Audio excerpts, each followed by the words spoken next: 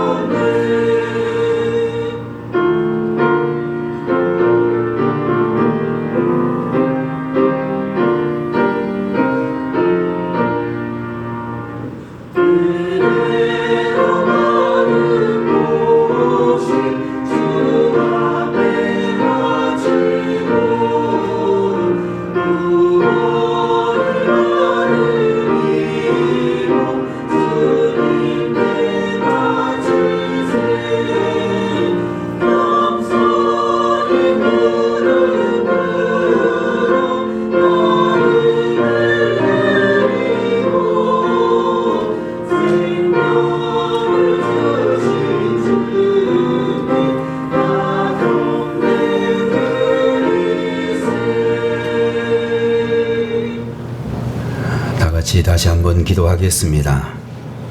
할렐루야. 영광과 찬양을 받으시기에 합당하신 우리 아버지 하나님 앞에 오늘 시간에도 사랑하는 형제와 자매들이 마음을 아파요 정성된 믿음으로 주님 앞에 찬양토록 하시니 감사합니다. 이 찬양을 주님께서 영광 중에 받으시기 원하오며 찬양을 올려드린 주의 백성들에게 늘 함께 하시고 평생토록 저희들이 변치 않는 믿음으로 우리 주님을 영화롭게 할 수 있는 이들이 될 수 있도록 늘 은혜 베풀어 주옵소서.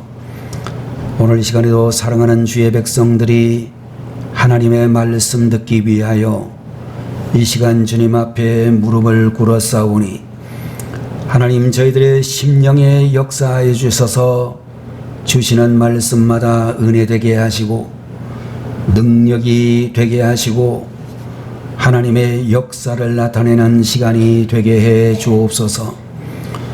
부족하고 연약한 종 입술에 파수꾼을 세우시고 온전히 하나님의 종들에게 합당한 말씀만 선포하는 주의 도구가 되게 하여 주옵소서.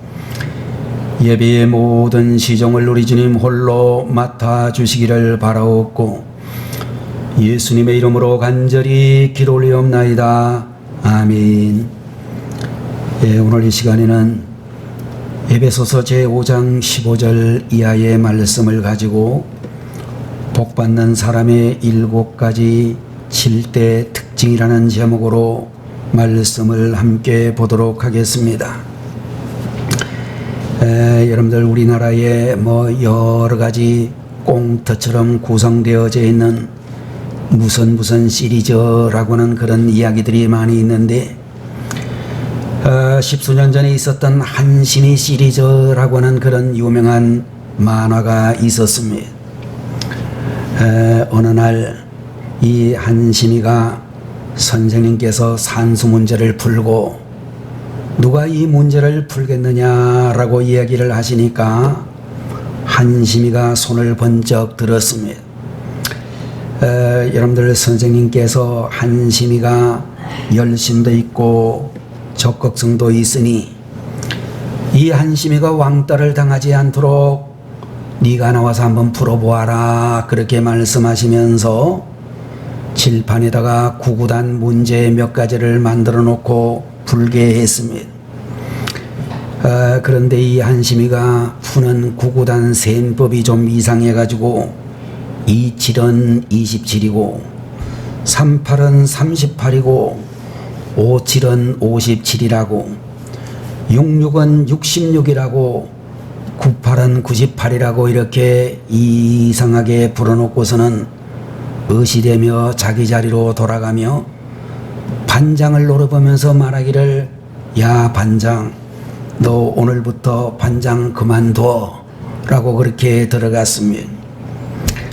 여러분들 이 한심이를 보면서 참 한심한 놈이 있구나 이런 생각을 우리들이 하고 있겠지만 가끔 여러분들 우리가 교회를 다니고 있는 성도들 중에서도 한심이 비슷한 사람들이 얼마든지 있을 수 있다 이런 생각을 할 수가 있는데 이 한심이 같은 사람은 어떤 사람이냐 하면 늘 자기 자신이 최고인 줄로 생각을 하고 다른 사람의 신앙과 다른 사람이 가지고 있는 인생관이나 가치관을 함부로 판단하는 그런 경향을 가지고 있습니다.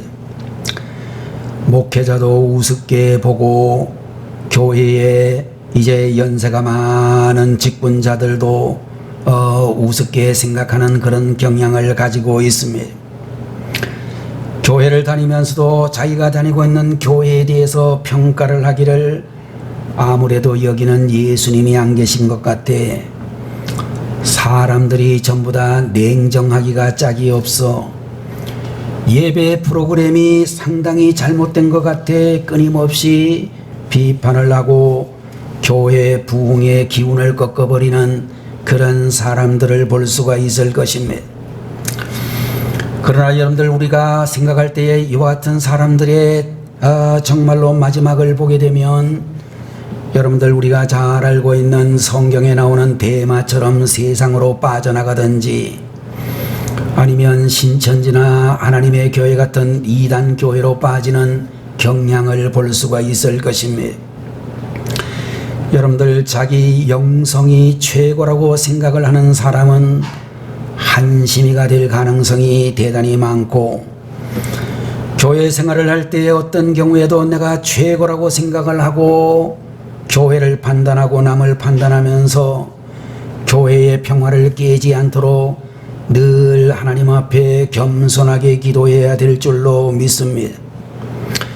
오늘 여러분과 제가 보고 있는 에베소서 5장 15절에서 21절까지 있는 말씀을 보게 되면 어떤 사람이 복을 받는 사람인가에 대하여 7가지의 특징이 있다고 우리에게 말씀을 해주시고 있는데 첫 번째로 여러분들 거기에 말씀을 보게 되면 15절 말씀에 그런즉 너희가 어떻게 행할 것을 자세히 주의하여 지혜 없는 자같이 하지 말고 오직 지혜 있는 자같이 하여라는 말씀에 지혜롭게 행동하는 사람이 되어야 한다라고 말씀을 해 주시고 있는 것입니다.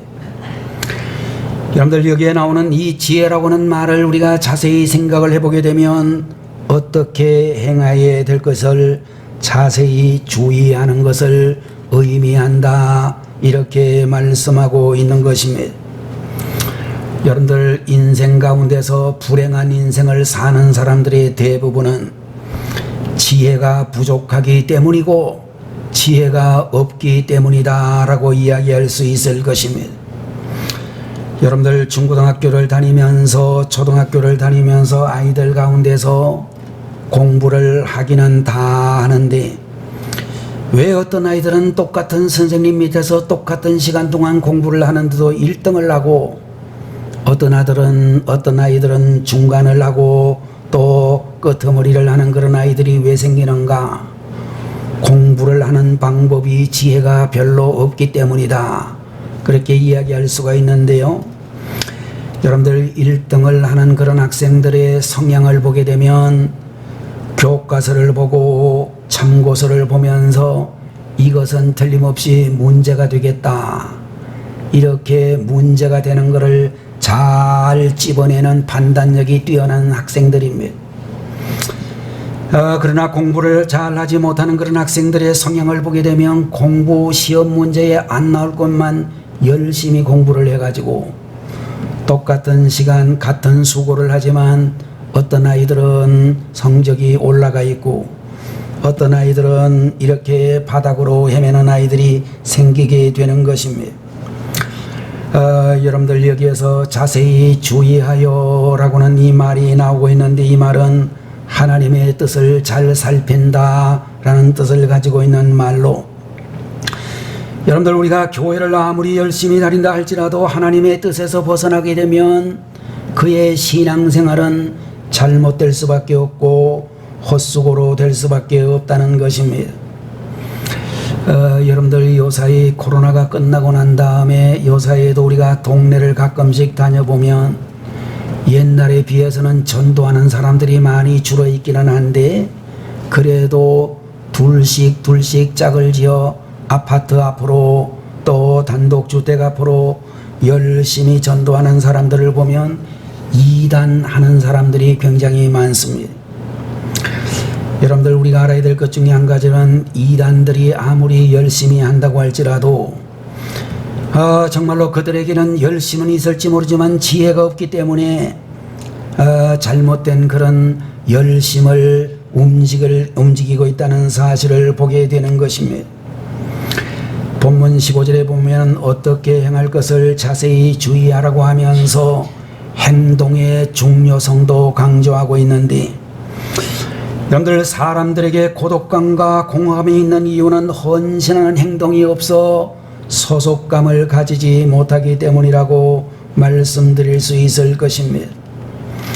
여러분들 우리 성도님들이 교회의 모든 예배 생활에 전심을 다할 때 또 구역 예배라든지 여러분들 금요일 기도회라든지 열심을 다하여 헌신할 때 정말로 신앙의 맛을 더욱 깊이 있게 느끼게 되어질 것입니다. 여러분들 우리가 금을 파는 광산에서 깊이 파야만 황금 덩어리를 갤 수가 있고 또 여러분들 생수를 또 우리가 얻게 되어질 때도 땅속 깊이 파고 들어가야만 돌에서 나오는 생수의 그런 역사를 경험하게 될 것입니다. 여러분들 어떤 직장을 다니든지 그 직장에서 깊이 들어가야 그 분야의 전문가가 되어지고 또 돈과 명예도 함께 따라오게 되는 것을 볼 수가 있는 것입니다. 오늘 이 자리에 우리 사랑하는 성도 여러분들 복받는 하나님의 사람들이 되기 위하여 첫 번째로 지혜롭게 행동하시는 분들이 되시기를 바랍니다. 두 번째로 말씀하기를 세월을 아낀다 라고 우리에게 말씀을 해 주시고 있는데 16절의 말씀을 보게 되면 세월을 아끼라 때가 악하니라 라고 말씀을 해 주시면서 우리가 세월을 아껴야 되는 가장 큰 이유는 때가 악하기 때문이라고 말씀을 해 주시고 있습니다. 제가 전에 상당히 오래전에 말씀드린 기억이 있는 예화이기는 한데요. 우리나라 유명한 서울의 대학 중에 연세대학교의 석좌 교수 중에 한 분인 한태동이라고 하는 박사가 있었습니다. 이분이 미국에 있는 유명한 인류대학인 프린스턴 대학에서 공부를 하는데 1학년부터 4학년까지 누구보다도 열심히 자기는 공부한다고 했는데 늘 학년 말이 되어서 성적표를 받아보게 되면 수백 명 자기 학생들 가운데서 꼭 1등은 못하고 2등만 하는 것을 발견하게 되었습니다. 그래서 정말로 이 양반이 굉장히 속이 상해 있었는데, 왜냐하면 자기는 늘 생각하기를 나는 하나님도 잘 믿는 사람이고 대한민국이 자랑하는 인재 중에 인재이고 천재 중에 천재라고 생각하는데 왜 내가 이 프린스턴 대학에서 2등밖에 못하나. 그리고서는 늘 안타까워했습니다.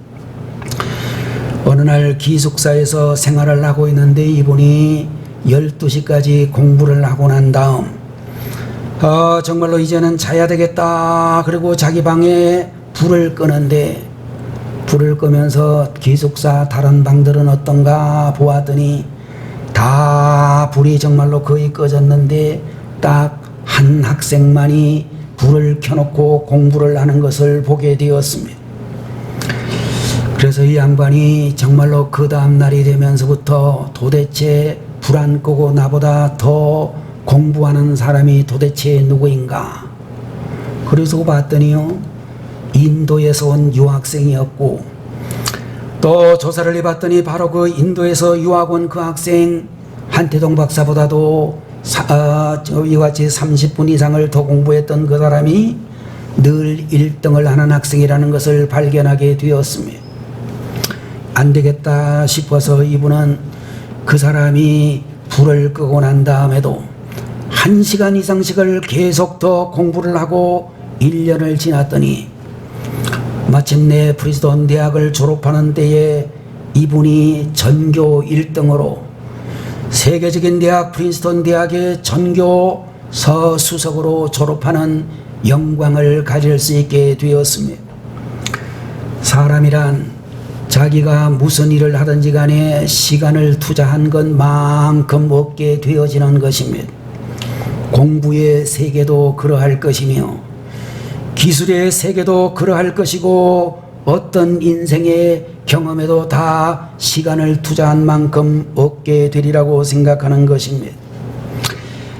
지금은 돌아가셨습니다마는 저희 삼촌께서 시골에서 사셨는데 그 지역에 정미소를 크게 하는 예천군의 부자 중에 한 분입니다. 제가 그 동네를 갈 때마다 우리 고향에서 그 길을 가려면 낙동강 다리를 건너야 되는데 그 다리가 우리 이 얘기를 하면 한 2km 가까이 되는 긴 다리입니다. 그 다리를 건너가게 되면 입구에다가 표지석이 하나 있는데 그 다리를 세운 도로를 세우는데 그 지역에 살고 있는 유지들이 돈을 많이 기부를 하고 그리고 도에서도 군에서도 돈을 기부를 해가지고 그 예산을 차출해가지고 세운 다리인데 기부자 명단 중에 제일 꼭대기에 우리 삼촌 작은아버지 이름이 있었습니다. 그 작은아버지가 옛날 사람이라 초등학교도 공부를 하지 못하신 그런 분이시지만 자식들은 몽땅 다 대학 공부를 시켰습니다. 그 작은 삼촌이 늘 하시는 말씀이 사람은 무슨 일을 하든지 10년, 20년 한 우물을 파야 된다. 이런 이야기를 잘 하셨습니다. 요사이 인터넷 시대에 이 MZ 시대라고 하는 이 시대에 그 말이 안 맞는다고 이야기하는 사람들도 있을지 모르지만 여러분들 우리가 시간을 투자한 것만큼 우리가 정말로 공부를 하든지 사업을 하든지 투자를 하든지 무슨 일을 하든지 깊이 있게 들어가게 되어질 줄로 믿습니다. 자, 세 번째로 복받는 사람들의 특징을 보게 되면 주의 뜻을 이해한다라고 말씀을 해 주시고 있습니다. 본문제 17절에 나오는 말씀에 보면 그러므로 어리석은 자가 되지 말고 오직 주의 뜻이 무엇인가 이해하라 라고 우리에게 말씀을 해 주시고 있는 것입니다. 자, 여러분들, 지혜로운 사람이란 항상 자기 뜻을 살피는 게 아니라 주의 뜻을 먼저 살펴 행동하는 사람이라고 하는 것입니다. 여러분들, 어떻게 하면 우리가 주의 뜻을 알 수가 있는가 라고 할 때에, 여러분들, 많은 사람들이 바람 따라 유행 따라 따라갈 때에 그들이 가는 길과 반대로 가면 그것이 대개 주의 뜻의 길이다, 이렇게 생각할 수 있을 것입니다. 여러분들, 어떤 한 며느리가 시어머니 문제로 고민을 하다가 참기가 많이 어려웠던지 목사님을 찾아와 하소연을 했습니다. 목사님, 우리 시어머니가 저를 이렇게 괴롭게 하는데 이런저런 이야기를 다 하고 난 다음에 말하기를, 이래도 참아야 됩니까? 참는 게 하나님의 뜻입니까? 라고 이야기를 했는데요. 여러분들, 이 며느리의 말 속에서 이미 정답이 나와 있지 않겠습니까? 참는 것이 하나님의 뜻입니다. 나와 있는 답대로 사는 것이 하나님의 뜻을 바로 이행하는 그런 사람일 터인데, 문제는 말씀대로 살기 힘드니까 하나님의 뜻을 변형시키는 그런 성향을 우리들은 많이 가지고 있습니다. 여러분들, 우리가 살고 있는 이 세상이 정말로 많이 악해져 있다는 사실을 우리는 느끼고 있습니다. 옛날에 저희들이 어렸을 때 흑백영화가 있을 때 그 시절에 가장 유명했던 그런 영화는, 우리나라 영화는 별로 볼 게 없었고, 미국 사람들이 만든 영화들 중에서 서부 개척 시대의 영화가 굉장히 유행을 했습니다. 제가 생각나기는 OK 목장의 결투라든지, 옛날 서부 활극 시대에 있었던 수많은 그런 영화들을 보게 되면 몇 가지 원칙이 있는데, 첫 번째로 뒤에서는 절대로 쏘지 않는다 라는 그런 법칙이 있었고, 두 번째로 여자와 어린아이는 쏘지 않는다 라는 법칙이 있었으며, 세 번째로 절대로 먼저 총을 뽑지 않는다 라고 하는 서부 활극 시대의 개척 시대에 그런 사람들이 결투를 해도 이런 법칙을 가지고 있었습니다.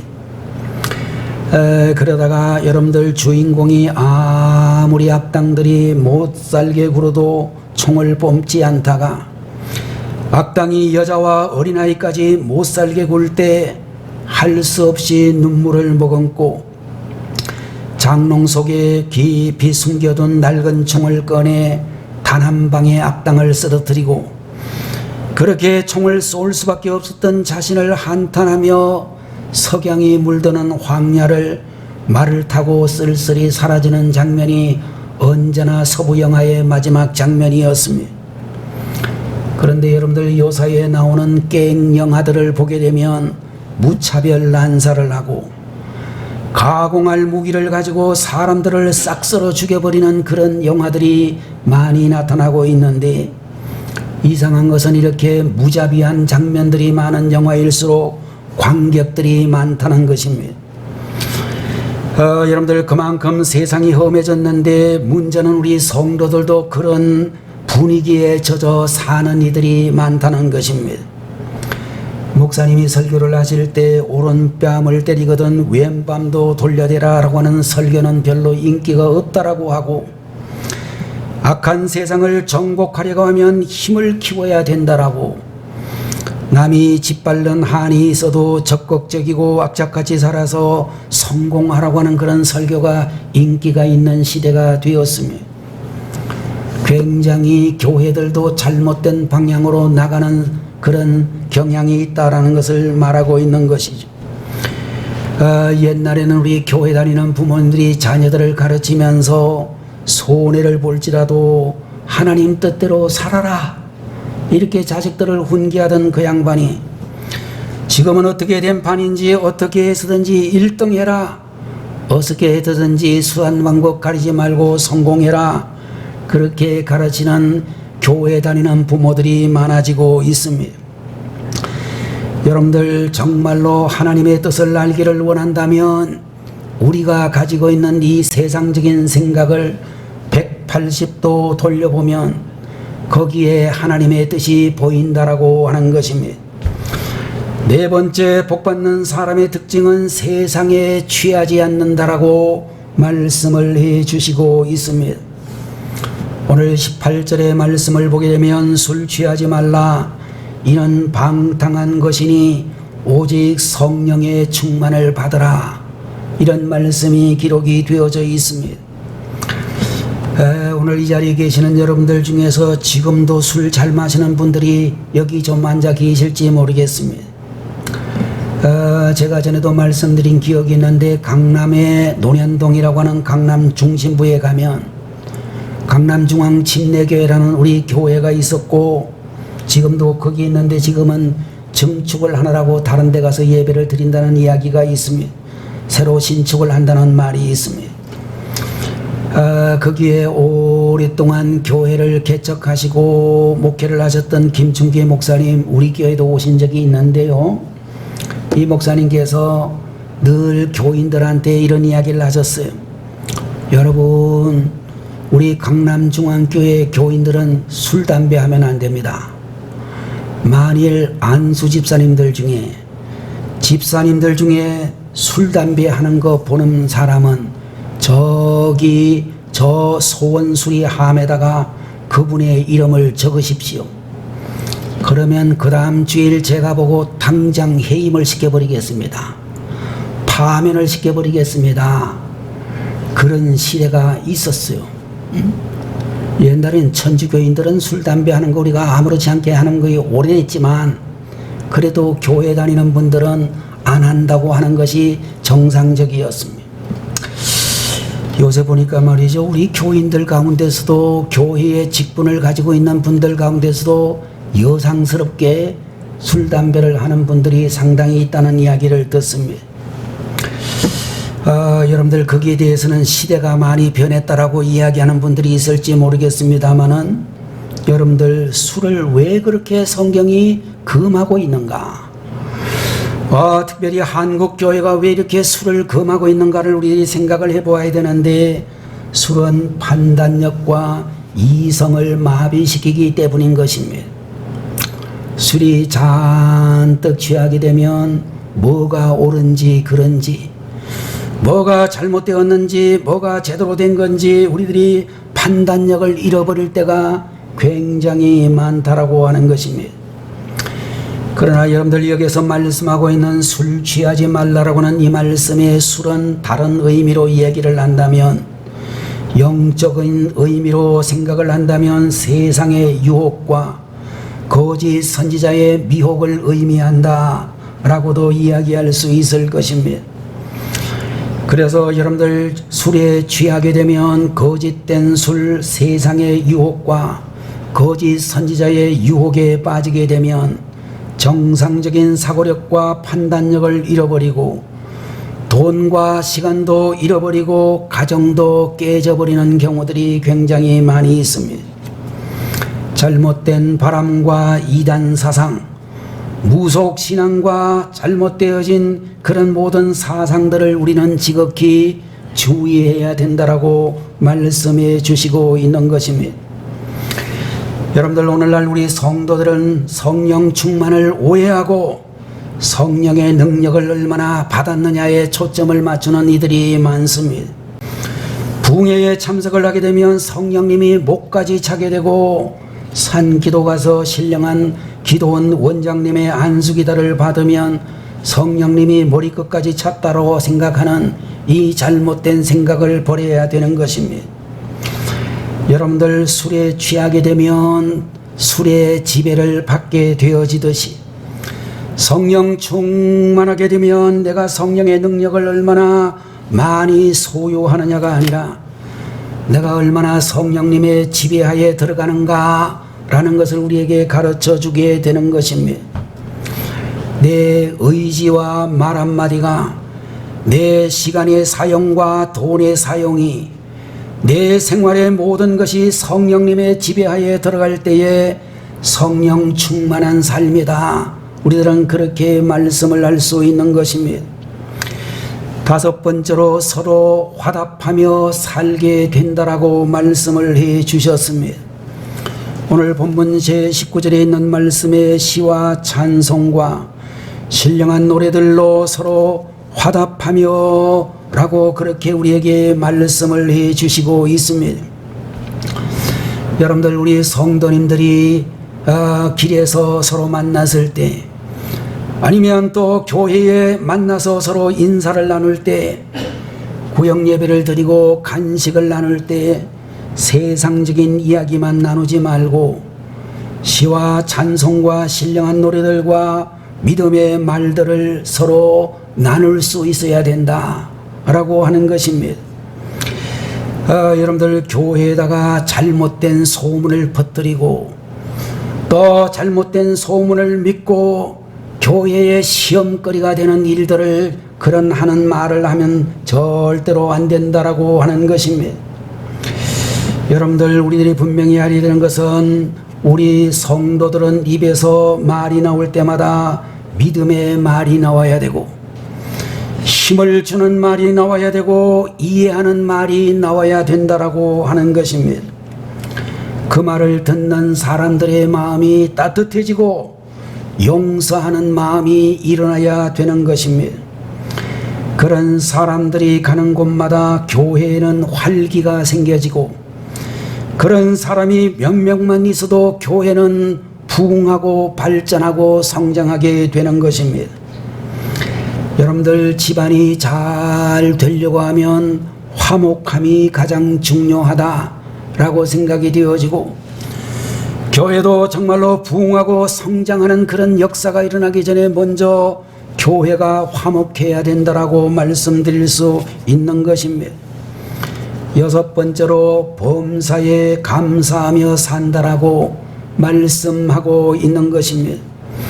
본문 제20절의 말씀을 보게 되면 범사에 우리 주 예수 그리스도의 이름으로 항상 아버지 하나님께 감사하며 라고 우리에게 말씀을 해 주시고 있습니다. 자, 여러분들, 이 세상에서 행복한 사람은 얼마나 많은 재산을 가지고 있느냐에 달려 있지 아니하고 감사하는 마음을 가지고 있느냐 없느냐에 따라서 행복 유무가 결정되어진다라고 하는 것입니다. 여러분들, 불평체질은 환경과 관계가 없이 항상 불평할 것을 찾고 반대로 감사 체질을 가진 성도는 환경과 관계없이 항상 감사할 것을 찾는 분이라고 말할 수 있을 것입니다. 여러분들, 우리가 몇 가지만 예를 들면 첫 번째로 건강한 분들에게는 건강이 감사한 일이다 그렇게 생각이 되어집니다. 얼마 전에 저희 내외가 성모병원에 가서 건강검진을 하고 왔습니다. 정말로 많은 사람들이 건강검진 받고 건강하게 살겠다고 굉장히 많은 분들이 아직 이런 시간인데도 불구하고 굉장히 많이들 나와 있더라고요.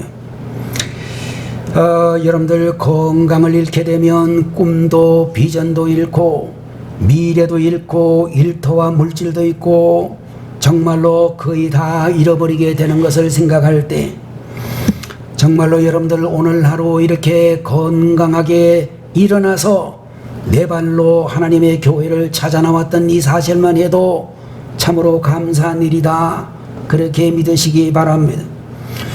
두 번째로 죽지 않고 살아있는 것도 감사한 일이다 그렇게 생각이 되어지는 것입니다. 여러분들, 지금도 매년 1만 명 이상의 많은 사람들이 교통사고로 죽는다는 통계가 나와 있고 매년 수십만 명이 노인이 되기 전에 60이 되기 전에 정말로 세상을 떠나는 이들이 있다는 통계가 있습니다.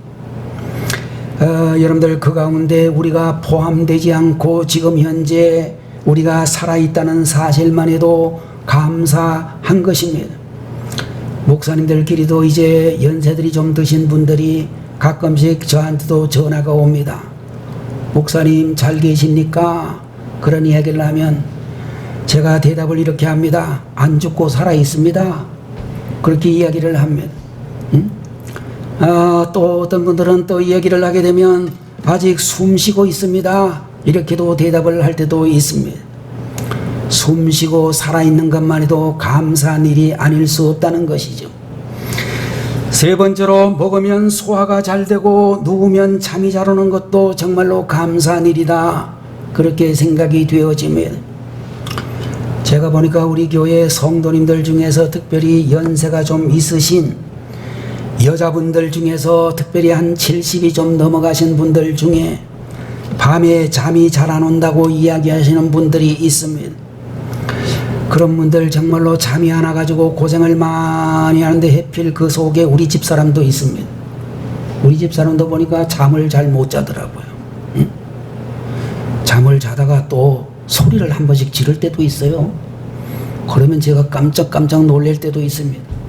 하여간 여러분들, 우리 여기 앉아 계시는 분들 중에 밤에 잠이 쉽게 잘 들고 나는 아침이 될 때까지 일어나지 않는다. 참 감사한 일이 아닐 수가 없는 것입니다.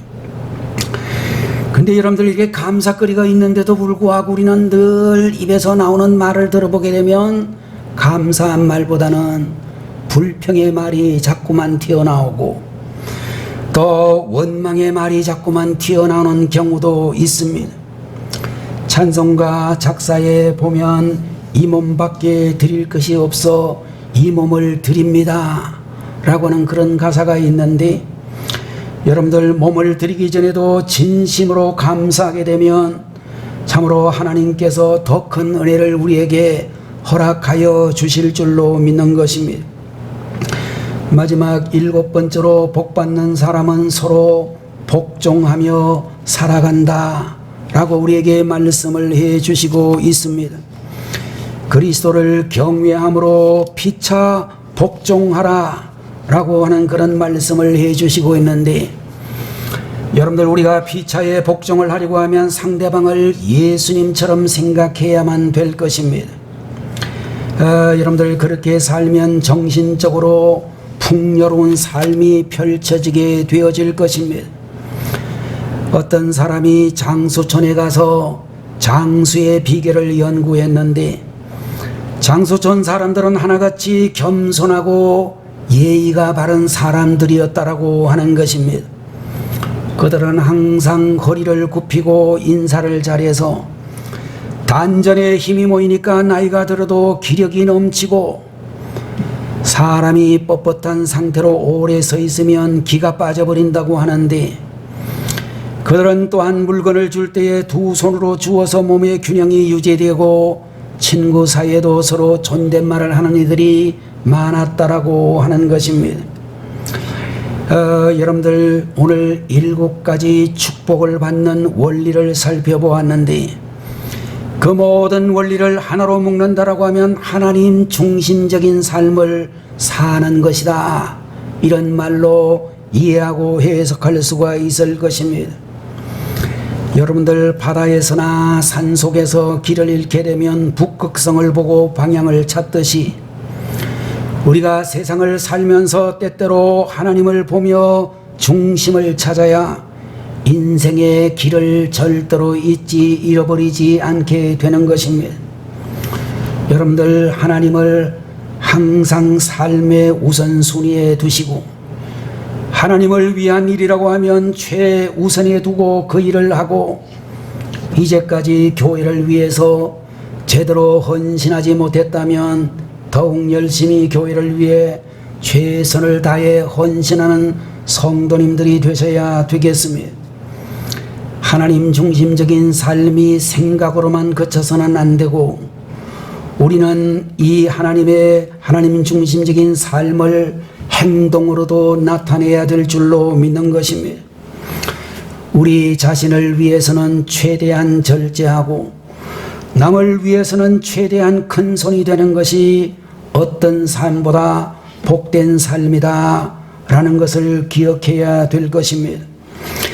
일할 때도 항상 하나님 중심적으로 일을 하시고, 쉴 때도 우리 하나님의 일을 잘 하기 위해서 확실하게 쉬면서 하나님 뜻대로 살아가는 복된 삶으로 만들어가는 지혜로운 성도들이 되시기를 주님의 이름으로 축원합니다.